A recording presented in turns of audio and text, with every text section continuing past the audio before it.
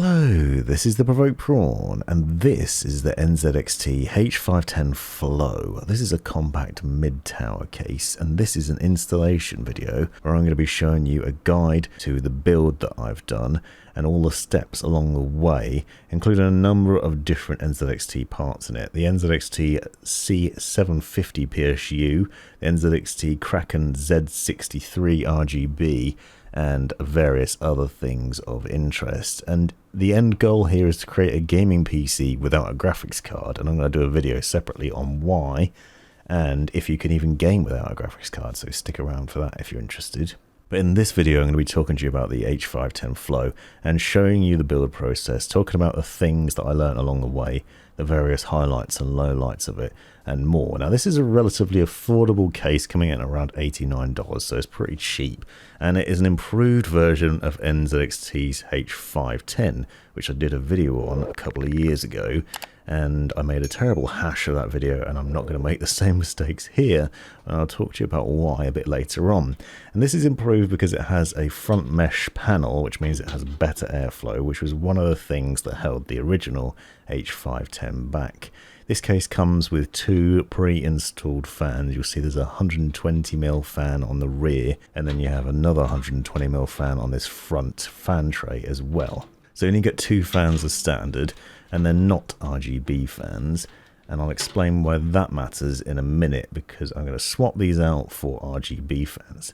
Now the front tray can take up to 140mm fans, so you could put two 140mm fans on there instead, and I'm going to go crazy, mount two 140mm fans on the front of it, then a 280mm rad and two other 140mm fans on the back of it as well, so it actually ends up with a push-pull setup on the front of this case, and that will hopefully be interesting. The rear will only take 120mm, but you can put another 140mm fan at the back, and I'll show you that process as well later on. From the front view, you'll see an interesting look because there's a cable management tray there, which you can take out. So this is like hiding panel, and you can remove that, and I actually do end up removing it, and I'll show you why later on. And there's actually quite a lot of room at the front as well, which isn't immediately obvious from this, but there's a nice big gap between this front mesh panel and the fans themselves, which means that you should get some really nice airflow without restricting the fans in any way, and it's just a much improved design from the original H510. It's a reasonably lightweight, slightly cheap feeling case, but then it is affordable, so it's not a surprise. It feels a bit hollow and flimsy in places, but it's also lightweight even when you've built in it, so that's definitely a bonus if you choose to move it around a bit. The back panel is removable with ease, and then you'll see that you have various other highlights back here. There are two trays for mounting SSDs on, and then a hard disk caddy down the bottom as well for 2 or 3 drives, and I'll show you that as well. And the same as the original H510, you also have various cable channeling ports as well, and I'll show you those in a minute. And obviously the front panel connections, and if you're interested, I'm going to be showing you where to connect these later on. Depending on your motherboard, this might be slightly different, but I'll show you where mine connects. So you have a HD audio connection on the right there, then the blue cable is your USB connection. That one in my hand is from one of the fans, and then you have USB-C connection. It's worth noting you only have one top panel USB and USB-C connection, and then you have the front panel, which is a very convenient setup because it's just one plug that plugs in everything. So your buttons on the front and lighting and that is all connected to the motherboard with one simple plug, which makes life very easy, and usually it's a bit more fiddly than that in a lot of other cases. In the hard disk drive tray, you have a little cardboard box which comes with a bunch of things inside, including cables, screws, cable ties, and other sundry. Break into those and you'll find all sorts of things. There's various different plastic cable ties, which you can obviously use for cable tidying purposes, and I'll show you some of that at the end. And then you have a mass of screws and a 3.5mm adapter as well, so you have various different things. All the bags for the screws are labelled quite nicely, so you'll see there's some writing on them that labels them up, and the manual that's included in the box will tell you which screw does what for each of the various steps that you're going to be doing. So if you're installing hard disk drives and SSDs, then you can just look at these bags and the manual to easily find out which ones you need. And I will show you what screws you need for installing the motherboard later on, but I actually end up not using a lot of these screws, and you might find you don't need to as well. So just because there's a lot doesn't mean you need to panic about it.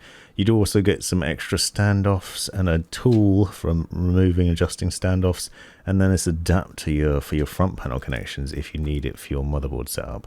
It's basically an extension of what's already in the case if you want to do them separately, but I actually found the standard one worked really well.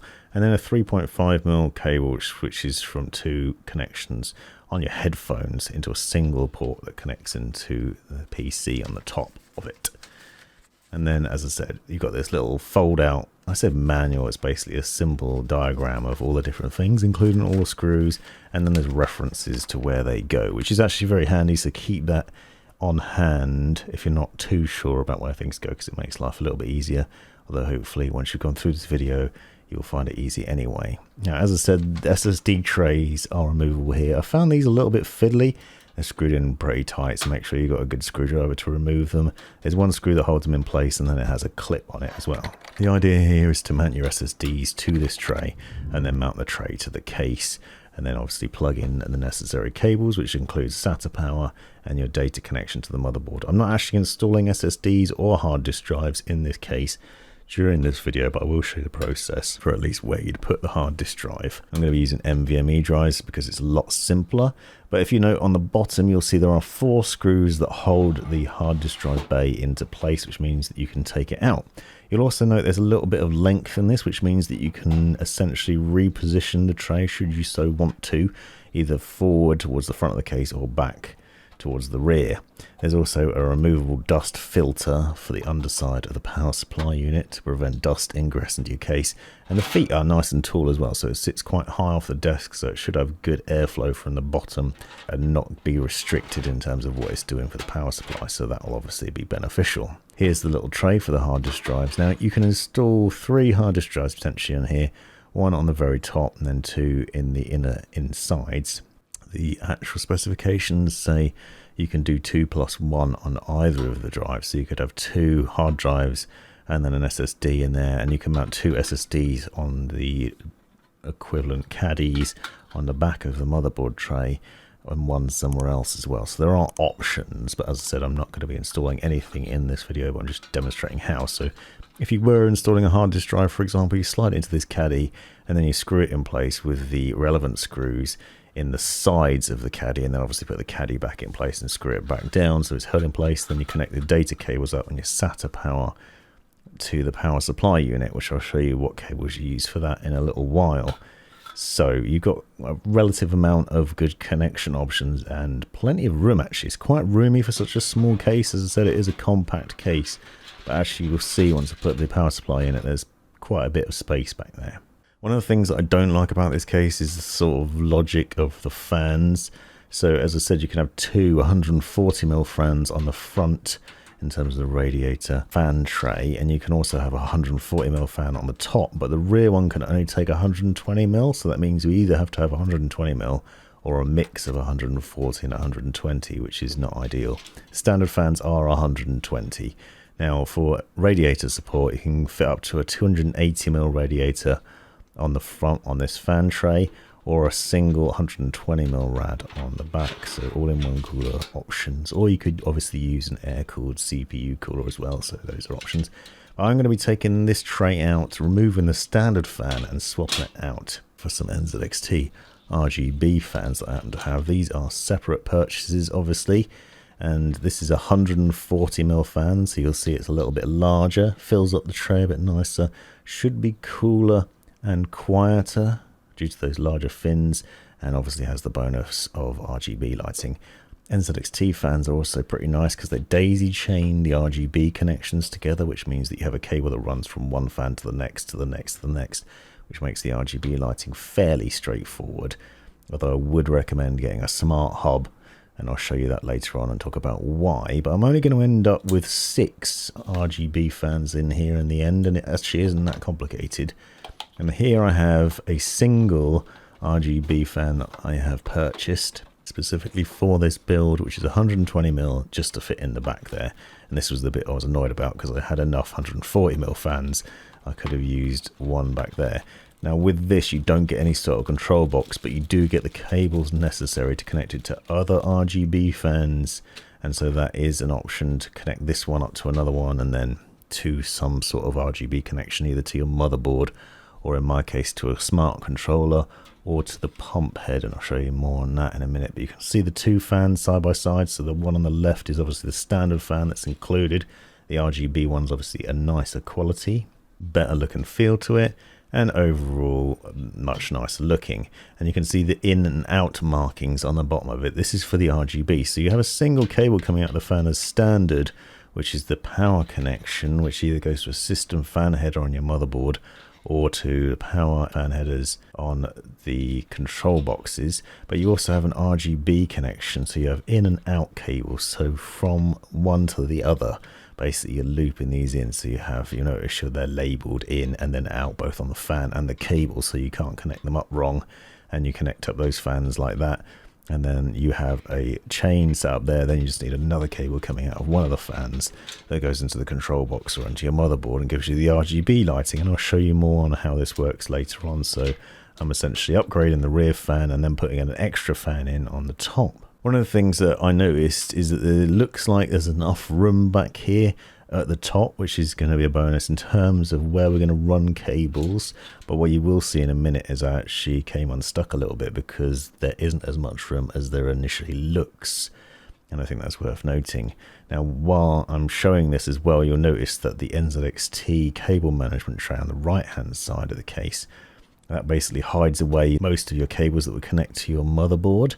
However, unfortunately, that does become a problem for me later on, but you can remove it by unscrewing it from the rear, which is pretty handy. With the fan in place, you can see where the cables are going to be, and essentially it blocks the rear port for installing the motherboard, which becomes problematic later on, but I'll show you that process. So use this video to learn from my mistakes as well as the tips that I'm giving you, and you'll find it helpful. From this top view, you can see that you have a single power button, a single USB, and a single USB-C connection, as well as a single 3.5mm. On many PCs you often get a split of a microphone and headphone connection, and in this case you only have that single connection, and that's because you have that 3.5mm splitter cable that I showed you that's included in the box. Now you can use a 120mm fan on the top if you want to here, but I am setting both the top and rear fans to exhaust, so if you face the fan blades inwards, that is where the air is getting sucked from. So the end goal here is to create a cool air coming in from the front of the case and then exhausting hot air out the top and rear on the basis that heat rises obviously, and then it's being exhausted out of the back. And it'll hopefully end up being nice and cool. And I'm going to do a thermal test, which I'll include with the Z63 RGB video separately. But obviously thermal tests need to be taken with a pinch of salt because your atmospheric temperatures might vary. Now a close-up look at the cables included with that single 120mm fan, you'll see there's two in and out cables and a third cable which gives you the RGB connection. So that would go to RGB control box or something like that, or directly up to your motherboard, but I'm not using that cable. I'm just going to use these in-out cables to connect to a smart control box, which you purchase separately, and I'll show you that later on. This is the C750 power supply unit from NZXT. This is a 750 watt modular power supply unit, and I'm going to show you the setup process for it now. I'm also going to do a video separately if you're interested and want to know more about it. A fairly compact power supply unit, not the tiniest I've seen, and I'll leave all the specs in the description so you can find out exactly the size of the power supply unit that this thing can take and other things that are worth knowing. But as you see, this is modular and it's nicely labelled with all the different connections that you need to make. Obviously what you're connecting up may vary as well. The motherboard that I'm going to be using has a 24-pin connection, two 8-pin CPU connections at the top, a 6-pin PCIe power connection at the bottom. Then there's potential for SATA power connection for the control boxes, pump head and other things. So I'm just going to quickly show you those. So the first one is your 24-pin. This is the most important connection for your motherboard. You have two connections there. You can't get this the wrong way around because it's clearly marked on one side of the cable that it goes to the CPU, and then the other side will obviously go to your motherboard. And on the right hand side you will see there's two more CPU connections for 8-pin CPU power, and again you have these cables that are marked PSU on one end and CPU on the other, which makes life a lot easier. These are the basic cables that are included, and there is a little note on the power supply unit recommending that you don't use modular cables from any other power supply because that can cause problems, and that's worth bearing in mind. You need to be careful what cables you're using. You don't want to end up blowing something up simply because you opted for some different cables, so make sure you stick to the ones that are included in the box. So now we have all the CPU power connections for the main parts of the motherboard. This is going to vary depending on your motherboard, as I said, so I'm just demonstrating what I will be using in mine, but you can see there are plenty of connections in here. Now this flat power connection is the Sata power connection. You use that to connect any fan hubs you might have. In my case I'll be using the smart fan hub, but it will also connect up your hard disk drives and your SSD drives as well, so if you're using that. And you notice it's daisy chainable, so you can connect multiple things up to one connection, and that connects to the peripheral and SATA section. The next connection is PSU and PCIe. PCIe connections are for graphics cards, so if you're adding in a graphics card at some point and you use this cable, and you'll notice that it has two connections on the other end of it, so depending on how many ports you need on your graphics card, you might need to connect up two of these cables, because some GPUs require 3 8-pin connections, whereas some might only require 1 8-pin, so you have the option to add in multiples, which is obviously a benefit. And that is the selection of cables that I will be needing and that you might well need as well. The PSU then sits with its fan facing downwards towards the bottom of the case. The reason for that is that fan will suck cold air in from underneath the case into the power supply unit and keep it running cool, and it will then blow hot air out of the rear through the vents at the back. It's also worth noting that on the back, as you'll see in a second, there is a button to turn on 0 RPM mode so that you can set it so the fan doesn't spin unless essential, and that will keep your case running a little bit quieter if being quiet is your main goal.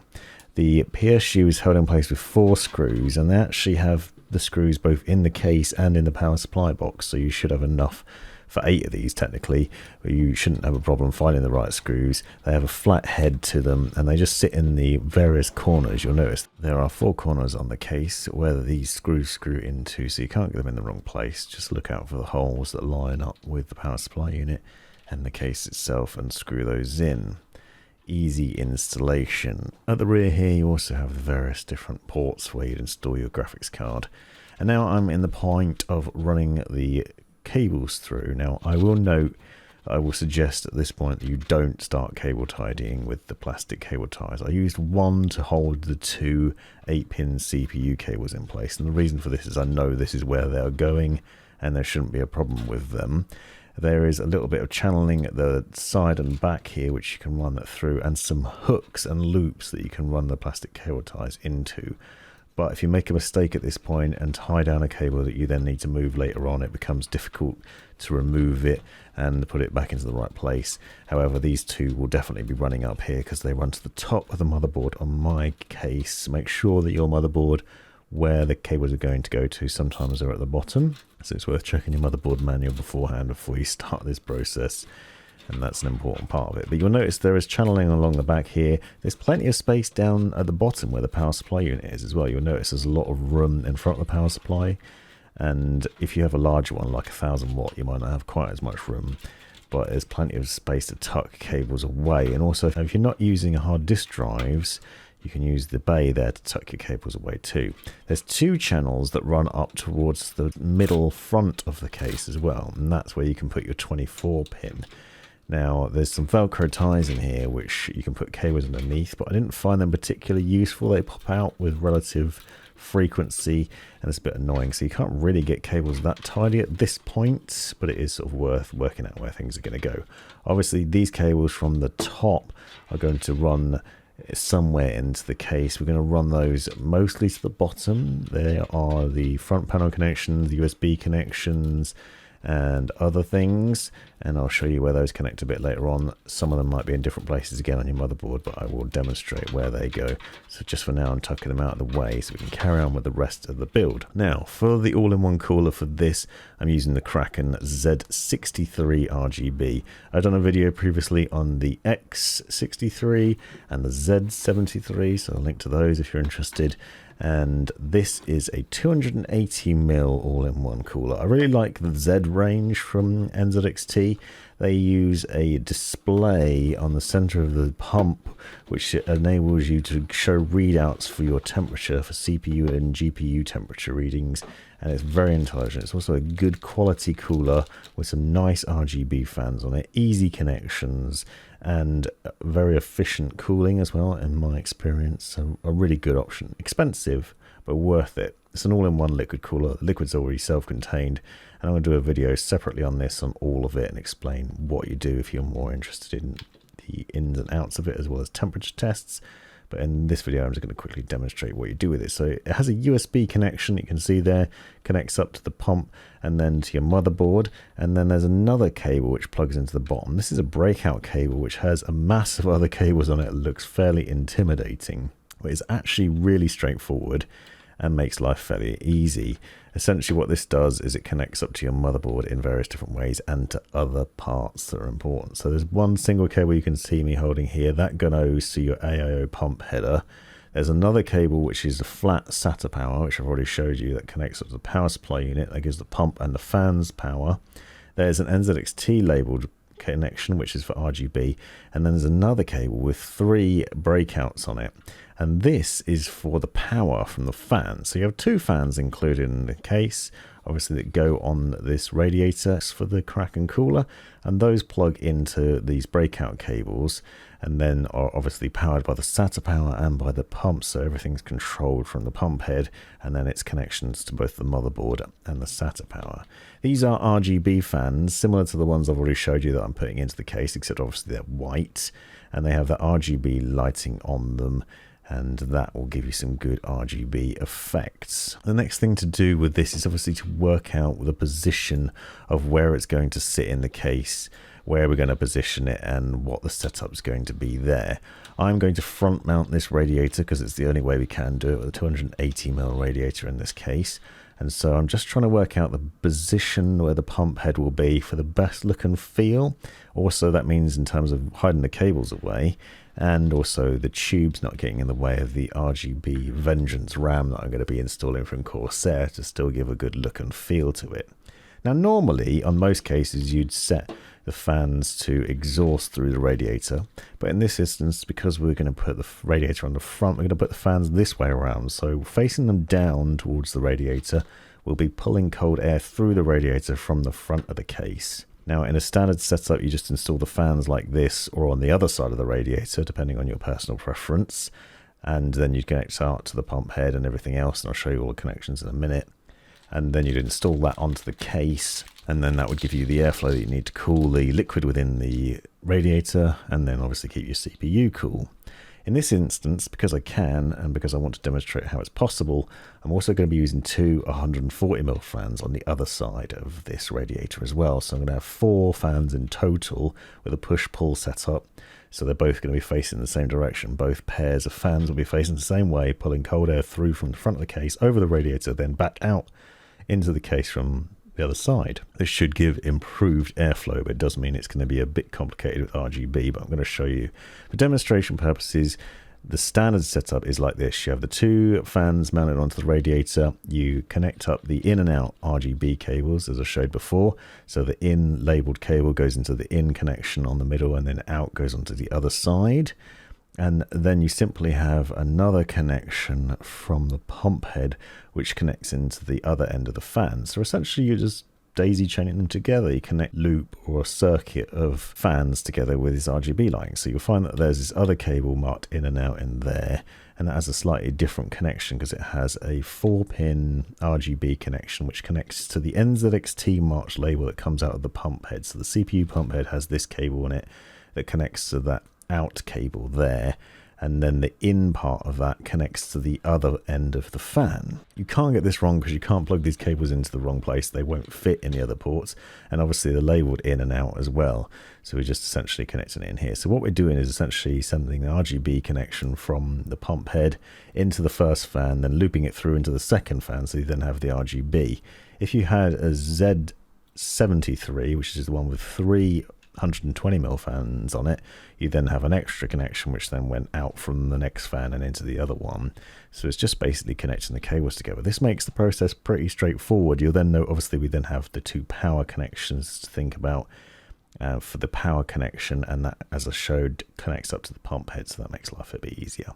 Now, to complicate things, but also to show you what's possible, I'm going to take two extra 140mm NZXT RGB fans that I happen to have, and I'm going to use them for this push-pull setup. So I'm removing the standard fan that comes pre-installed on the Radiator, which is that 120mm that I showed you earlier on, and in its place I'm going to put 140mm fans, two of them, and then I'm going to use the long screws which are included with the Radiator, by the way, so you actually have enough to do this if you want to do it in terms of push-pull setup.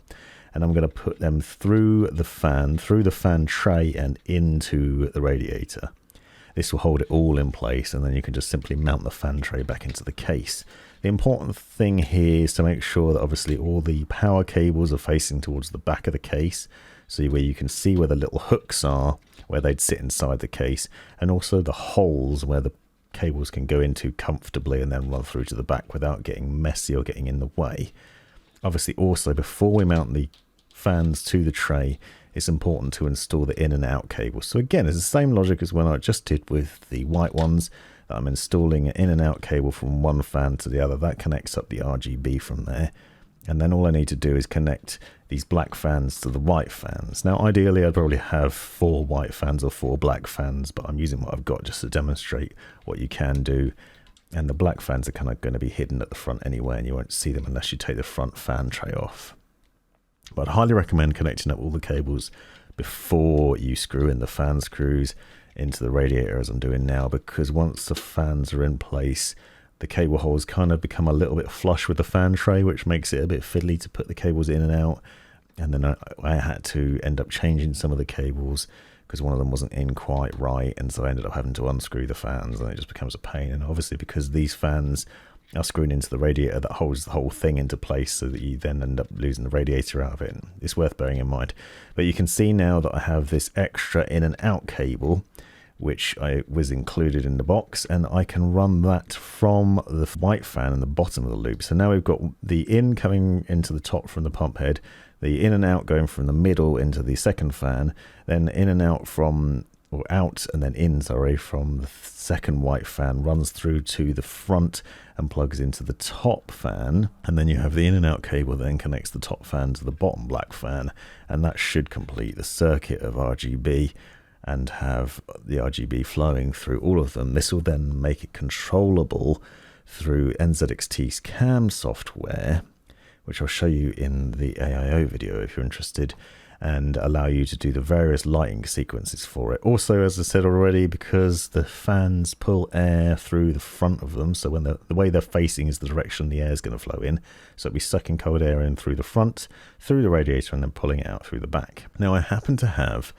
a Y-splitter cable for power connections. So my plan here is to actually power all 4 fans from the pump head. And I don't know whether you should do this, but I can tell you that it does work. I don't know whether it's good for the system or not, because obviously the pump head is designed to work with 3 fans, but I have 4 fans here.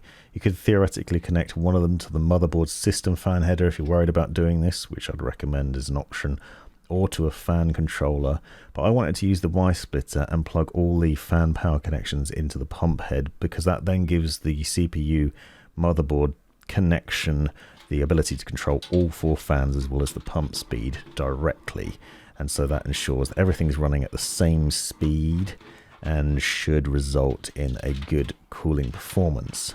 Now you can see I've got quite a chunky beast of a Radiator fan setup here, and you will note that I've already removed that cable hiding tray that I was talking about earlier on that goes down the side. You can unscrew that from the rear and then remove it. It does mean that the cables will be a little bit messier at the end, but it does give me more room to work with because you can't install a push-pull radiator in this setup as you would otherwise.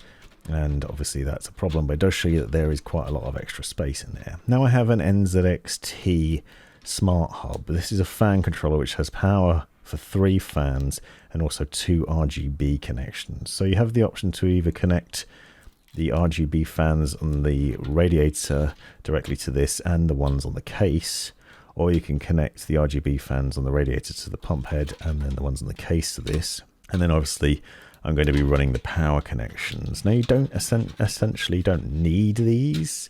You don't need this controller. It makes life a bit easier. You could connect the fans directly to the system fan head on your motherboard and use the RGB cables to connect to any RGB headers you happen to have on your motherboard, but this thing makes life a little bit easier because on one side of it you have 3 power connections and on the other side you have 2 RGB connections.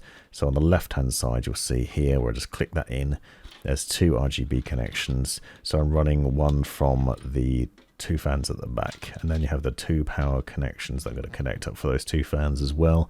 And that means that I can control both the RGB lighting and the fan speed using this smart controller via NZXT's CAM software. The smart controller then just needs a USB connection to your motherboard and a Sata power connection to your power supply unit in order to run. I went about tidying things up a little bit there just to make life a little bit easier. So here you can see me running the Sata power connection down to the bottom. As I said again, this connection has multiple connectors on it.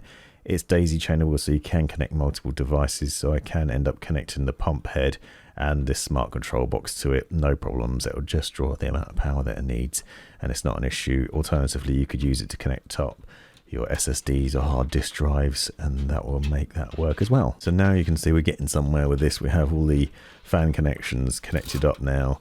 We're going to be fine when it comes to the power and things. There is one small quirk that I'll show you a little bit later on, but otherwise it's set up nicely, and I'm trying to just tidy up cables a little bit as I go. But as I said, they just end up keep popping out once you start putting other things together. But the channeling is quite sufficient, as you can see, even though we've started to collect up quite a few different cables down here. There's a nice bit of channeling there. It's a shame you have to use the cable tray in order to do what I'm doing here. But obviously, if you're not front mounting push-pull rad, then you could still potentially have that tray, and that would hide away some of the cables that you're going to be running through to the front, which is beneficial. Now the next thing to do is to install the motherboard and set that up. So this is the MSI Mag Z590 Gaming Force.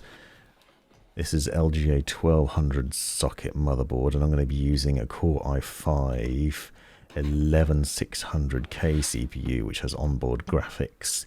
And I'm also using 32 gigs of Corsair's Vengeance Pro DDR4 RGB RAM, which is 3000 megahertz. And here you can see the CPU, which was kindly supplied by Intel, and this has onboard graphics on it, which means that you can actually run some games as long as there's CPU intensive games on this without a graphics card, and I will be doing a separate video on that. Now this is a relatively affordable motherboard, but one that still packs in some nice features. It has 3 NVMe SSD ports on it, so you can install that. It also supports up to Gen 4 PCIe NVMe as well, so you can get up to 7,000 megabytes per second read speed, so plenty of oomph there. And obviously the installation process for the CPU, fairly straightforward, and then the RAM. I have 4 sticks of RAM, and if you're only using 2, you have to make sure you read the manual to work out which slots you need to plug them into. You just quickly have a browse at the manual and find that out, because usually it's like A2 and B2 are the ones you need to use first. You can't just put them wherever you feel like. But I've got 4 sticks, so I'm filling up the entire thing with 32 gigs of RAM. And this is very nice RGB RAM as well, and it's white, and it will go nicely sort of contrasting, as you probably saw a clip of at the beginning, with the black and white theme that I'm slowly building here. So we've got a black motherboard, white RAM, black and white case, white cooler, black fans, a nice mixture of it. This is a WD Black SN750, which I just happen to have a spare. An 850 would be preferable because that PCIe Gen 4, but the Gen 3 is still fast enough. Now the motherboard has support for 3 M2 NVMe SSDs. In the box it also has standoff screws, so it will support various lengths of NVMe SSDs.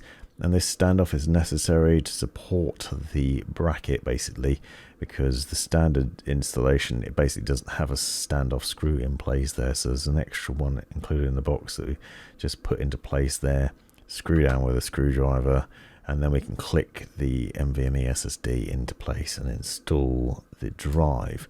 These drives are joyful. If you've not used one already, I'd highly recommend an NVMe drive because they don't require any extra power. There's no cables to worry about. They just plug and play. They're a bit more expensive, but they run a lot faster, so they're great if you're installing Windows on here. Your PC will boot faster into Windows. If you install games on there, your games will load faster as well. And if you go for Gen 4 NVMe SSDs, as long as your motherboard supports it, you can get some really fast speeds out of them as well. And they're as simple as basically just screwing them down. Yes, I had to put a standoff in place, but once that's done, you just screw it down, and then you have a thermal cover which sits between that and the heatsink on top. So it's basically just got to remove this label and then basically seat that down on top and then re-screw in the screws that came off it in the first place. And there are 3 of these, so you could have separate drive for different things. I like to have one for my games, one for my operating system, and one specifically for editing video, so that files are separated out, and it seems like that's the most efficient way to run your system, and it makes for convenient management. Now, with this cooler, we have a bracket which we need to mount on the back. This is an Intel bracket, and for the 1200 socket, you need to make sure all the 4 pins are pushed all the way in towards the center. For different ones, say 2066 LGA socket, they go out to the outside, and there's instructions in the manual on where this is. You also have different types of standoffs, and for the LGA 1200, we're looking for the ones with the same length on either end instead of the ones with a slightly shorter bit on one end. So we eliminate those ones, remove those. That's for a different socket motherboard, and we want to find the ones that are the same on each end. And basically what we're going to do is screw that back plate into place by screwing them through to the 4 corners on the other side. So just going to quickly lift up the motherboard and screw one in place, just hold that in place. Obviously taking care to avoid creating any static electricity while doing this as well. I'm actually standing on an anti-static mat at the moment while building this, in case you're wondering. I'm discharging my electricity through the mains, grounding it that way. I found that the best way to do it because it means I'm not tied down with any cables. And then putting the 4 standoffs into place to hold the CPU pump down in place. The CPU pump will screw down onto these and then get the connection up to the CPU. The good thing about this CPU cooler is that it has thermal paste pre-applied as well, so you don't need to worry about using your own. You don't need to fuss about how much you're putting on and worry about whether you put too much on or not enough. And so it makes life a bit simpler with that as well. And I find doing all of this before you even put it in the case makes life a lot easier. Now we're going about the installation process of putting the motherboard inside the case. And this is one of the first problems that I had. This case takes ATX motherboards. It's able to support up to ATX, not beyond. But as you can see, it's quite a tight fit. And the big problem here is what I mentioned earlier on, is those cables from the fans that are connecting together are in the way. They're essentially in the way of the I/O shield that goes through the back of the case for mounting the motherboard in, so they're getting in the way. The fan itself is also problematic. So I'm going to have to remove that 140mm fan from the top, at least temporarily, while I go about the installation process. And that avoids obviously fighting problems with the case set up as it is now, which might end up damaging pins and other things on the back of the motherboard. That wouldn't be ideal. I've obviously also run the 8-pin CPU power cables through from the rear, and they're slightly getting in the way. But the reason I did that is I've often found with other case builds that if you don't put those cables in, when you've installed the motherboard and your fans, it then becomes problematic to try and get those cables through from the rear, and it can just become a real pain. So what I've done now is I've removed that top fan temporarily, not fully because it's plugged in at the back, but I've at least unscrewed it a little bit and shifted it slightly out of the way. The good news is I found I didn't have to take it out completely. So if you followed along and you're in the same predicament, don't panic. You just need to unscrew it and just nudge it out of the way a little bit, or don't install it until the last minute. Make life a bit easier on yourself. Now, I should mention that it has all the standoff screws necessary for an ATX motherboard already pre-installed, so you don't need to worry about putting standoffs in. we're just basically slipping the motherboard into place, putting it at an angle, making sure the IO shield clicks into place at the rear, and then seating the motherboard down with the 9 screw holes that are present on the case. This obviously then requires you to screw all the screws down and make sure that the motherboard's secure as well, and check, as I'm doing, that the IO shield is properly seated at the back of the case as well, so that you have access to all the different things and that it's just grounded off nicely. So we want the 6x32 screws that are labelled in the bag, and check the manual if you're not sure, but they're tiny little screws with a round head on the top of them, and we just need 9 of those to screw the motherboard down various different points in all the different corners. So just quickly going through that process now. But what you will note is now, even with the motherboard in place, you'll see there's plenty of space on the side of that between that and the front radiator, and also the hole on the side of that where you will run the cables for the 24-pin power supply cable, for example, and the other connections. So there's loads of room here, and actually I found that even with the motherboard installed, there was actually still quite a lot of room at the top as well. So you'll see now, if you look at the top where the 8-pin CPU connections are running through, there's quite a lot of space up there still. Yes, the fan isn't in place at the moment, but even once it is, there's still some room to maneuver. And what I'd recommend is installing those CPU 8-pin power connections before you try and reapply the fan into its right position. So you can just about make out, it's quite difficult to get the lighting in here, the 2 CPU 8-pin power connections here, and they are remarkably fiddly to do, especially because they sort of break apart, because they're also designed to fit in other connections, because some motherboards might only have 6 or 4-pin connections to go in, so you sometimes need to split these apart, but it's a bit of a fiddle. And you can see if that fan was there, it would be even more fiddly. So it's definitely a benefit to not have it in place just yet, and make sure you connect up these power cables. Now there's also another 6-pin PCIe connection on the bottom of the motherboard as well. And obviously if you're going to be doing any overclocking, if you have a more powerful CPU than this, let's say a Core i7 or whatever, then you might want to choose to connect all those cables up. But you can see them here with a close-up shot. CPU power 1 and power 2, and also take note of the CPU fan and pump fan positions on the top right there as well, because we'll be using those for the AIO in a little while. So now I'm basically just putting that fan back into place. Don't forget to reconnect the in and out cable, because you have to remove that to move the fan out of the way if you've done this, but basically you need to make sure the RGB is connected up again so it's all ready to go, and then screw it all back together. And now we're going to seat the pump head down on the CPU. As I predicted earlier on, this is going to be the position I want to seat it in, with the cables facing up towards the top of the case, which means that I can then hide most of them away at the back and run ones where I need to. And also make sure you remove the plastic cover before you seat it down. One of the things that is problematic about this Z63, and the same with the Z73, is if you have 4 sticks of RAM, you may find that the pump tubes press up quite hard against the RAM. It is possible to put it into place, but if you look carefully, you will see that one of the RAM stickers is now pressed up against the other one, which might hurt your feelings. I'm not too bothered about it, and it does run perfectly fine. It doesn't damage the RAM. I've been running my RAM like this for a long time in another case, so it's not been an issue. And then you just basically screw in the 4 thumb screws down carefully, not over tightening them as you go. And this will then obviously apply the thermal paste to make sure there's a good seat between the CPU and the pump head, and ensure that it has good traction there, and it'll give you some good cooling. What you will notice is there's now a mess of cables to deal with. It looks quite intimidating, but we do know where they're going, so we're going to run them to the back, connect them up to the fan connections from the front fans that are connected to the radiator. This connection for the USB, so the micro USB connection, connects up to the pump head. Run that through to the back of the case, and down to the bottom to the USB connection. And I'll show you where that is in a minute. And then you have this cable, which is a cable that connects up either to the CPU fan header or the AIO pump header. I'd recommend the AIO pump header because that's what it is, obviously.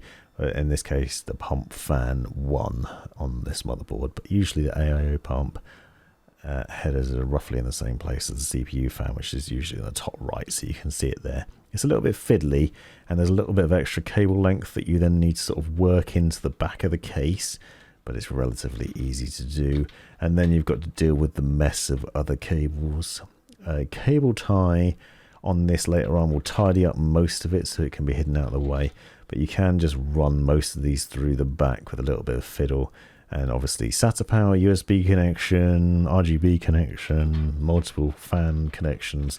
There's a lot of them, but you can run them up the top and out the back and just tug them through and then deal with them in a little while. I'll show you where they all connect in a second as a reminder in case you can't remember. I appreciate this has been a long video, and if you're enjoying it, fun and useful, please hit that subscribe button, give me a thumbs up, and drop me a comment to let me know how far you've made it. I know it's really long, but I'm trying to be as in-depth as I possibly can, and hopefully it's appreciated. Obviously also you might be doing slightly different builds, so I realise there's a lot going on here. Now, with these cables, as I said, we have the 3 power cables that are running through to the back. You'll see that I've tied the cables for the fans from the front that are attached to the radiator already. That cable tied just once, so I know where they are. I have that Y-splitter cable, which I got separately, by the way, to connect up 2 of them into one, and then I'm basically connecting all 4 to the pump head, as I mentioned earlier on. Now, I'm not too sure this is 100% safe, so if you're concerned, connect one of those other cables to the smart hub or connect 2 of the fans up to the system fan header. That's an alternative. There are plenty of options with how you do this. Now, the pump head requires SATA power, much like the smart controller from earlier on. Again, this is the flat connector that connects up to the power supply unit, and we can just nestle that away at the bottom, and then we'll tidy those cables up a bit later.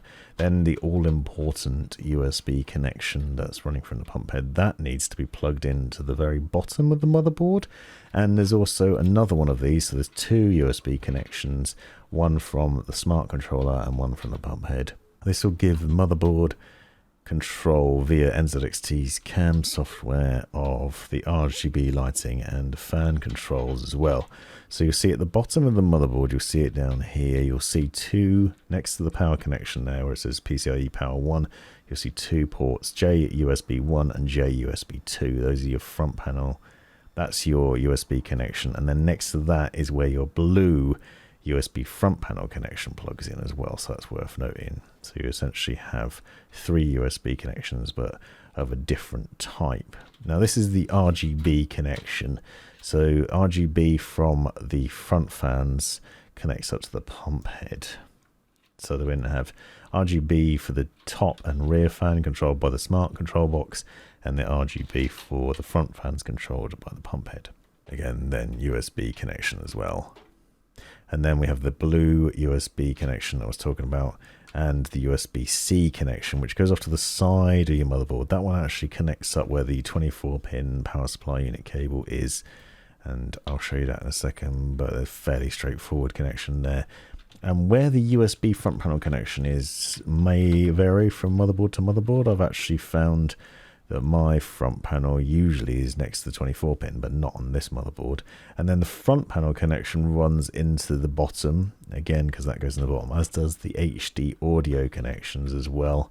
And then you can see me just nursing in the PCIe power for the bottom of the motherboard as well, which is a 6-pin connection. Lots of cables to connect, but we're nearly getting near the end, and it's exciting when you get to this stage. So congratulations when you get here.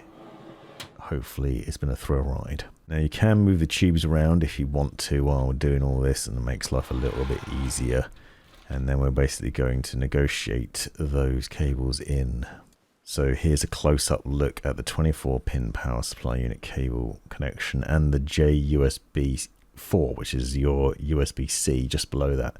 And then at the very bottom of the case as well is the USB connection, as I mentioned already, which I showed you a minute ago, which connects in at the very bottom, 2 of them, and then the blue front panel USB connection, which is the big chunky cable, that also connects down there as well. And you can see a shot of those here alongside the PCIe Power 1, which is the 6-pin PCIe connection, also connecting up on the motherboard. There's a lot of cables here, and if you're not sure, you can always check the motherboard manual and it will tell you where all these things are.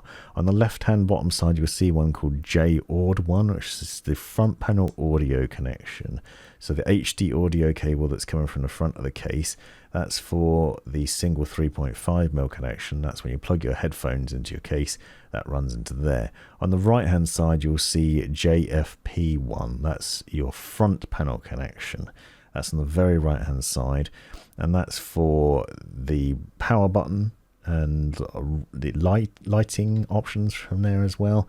So you run that through, and as I showed you earlier on, that's a single cable that connects up. And that makes life really easy with this, actually, because usually it's a fiddle where you have multiple different cables. And then we're at the end. Now, what I like to do now, before I go about the process of tidying all the cables up, is to make sure that everything's running nicely. So turn it on, make sure all the fans are spinning, the RGB lighting is lit up, and everything looks like it's running nicely. At this point, I actually found there was a problem. One of the front fans, the RGB wasn't lighting up properly because one of the cables was loose. And then when I put it back in, I actually found that the RGB wasn't working on any of the fans, and that's because one of the USB cables had come loose on the motherboard. So it's worth checking all the cables and making sure they are properly installed before you go about tidying up the cables. So you can see now, quite a way into it, I've now made sure everything's working properly. I'm happy with it all, and I am just basically tidying up all the cables, using all the cable ties that are included and some others that I have, making the most of all the cable channeling and getting everything nice and neat. One thing that I'm happy to say is that the back panel closes up really easily. There's plenty of room back there once you've tidied all the cables up, and that back door just goes on with relative ease and then screws into place. And now we have the final product. As I said, my goal here was to create a case without a GPU that could run games. So it will run games on low settings, and I'm going to do a video on this separately. But obviously we have the option to install a graphics card at some point. I have actually left the cables in there for that as well. And here you can see a shot of what I was talking about with the RGB not lighting up, but I fixed that. And just a quick bit of peeling off that final bit of plastic off the Z63 pump head. Z63 demonstrating its power here, as it will show you the temperature of the liquid inside. You can also set this to show you GPU and CPU temperatures, the current speed. You can set it to have GIFs on it and all sorts. The Z73 and 63 lineup's fantastic. I've done videos on several of these now, and they are my favorite all-in-one coolers, simply for that display and for the overall aesthetic. The keen-eyed observer may spot a problem with my bottom fan here, and I think that's because I've got a defective in and out cable I need to get a replacement for. But otherwise, the RGB lighting's working on all the fans, and it's viewable with an NZXT's cam software, and all the fans are spinning nicely, and I'm happy to report that even under load it's relatively quiet. They are nice large fans obviously as well, and we have good airflow in here, thanks to both the perforated front and to the push-pull setup that I've got in the radiator. And the other highlight is, well, is because that sort of radiator sits in front of the cabling, and because the glass is tinted, you don't actually miss that cable hiding tray that goes over the side, so it doesn't look too messy, and I think the end result is pretty good. This has been the Provoked Prawn. Hope you found this video useful. Be sure to check out the description for the specs and other information, links to other videos that you might find useful, and more. Let me know in the comments if you've got any questions. Join my Discord to find out other things of use and have a chat with me. Thanks for watching. This has been the Provoked Prawn. Hope you found this video useful, interesting, hilarious, or otherwise. Take a look at these other videos that I think you might find interesting as well. And have a look at the description for links and other information you might find useful. Click that join button to see the benefits of being a member of my YouTube channel. And most importantly, have a great life.